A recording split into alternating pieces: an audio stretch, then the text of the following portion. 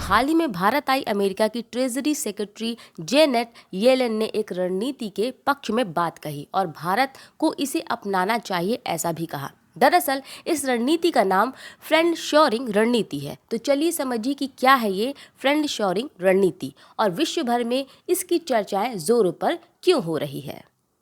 दोस्तों, जैसा कि आप सभी जानते हैं कि कोरोना हो चाहे रूस यूक्रेन युद्ध हो, दोनों ने ही दुनिया की अर्थव्यवस्था को बुरी तरह से प्रभावित किया है। आसान भाषा में कहें तो उत्पादों की सप्लाई चेन पर बुरा असर हुआ है और इसी की दिशा में ये रणनीति आई है।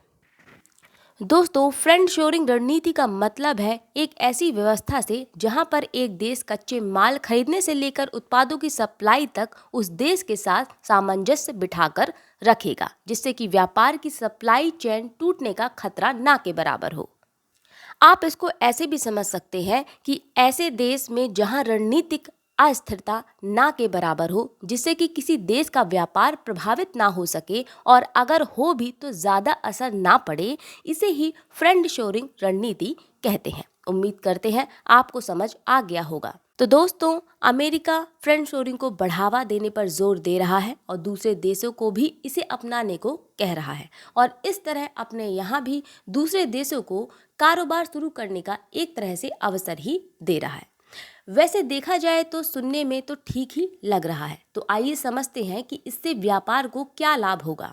फ्रेंड शोरिंग की रणनीति के कारण कहते हैं कि व्यापार में ऐसे देश जहां चीज़ें स्थिर हैं, उनके साथ व्यापार को बढ़ाने पर अर्थव्यवस्था पर सकारात्मक असर देखने को मिल सकता है और इस तरह कच्चे माल के आयात और उत्पादों के निर्यात पर बुरा असर नहीं पड़ेगा और व्यापार अच्छे से चल सकेगा देशों के बीच।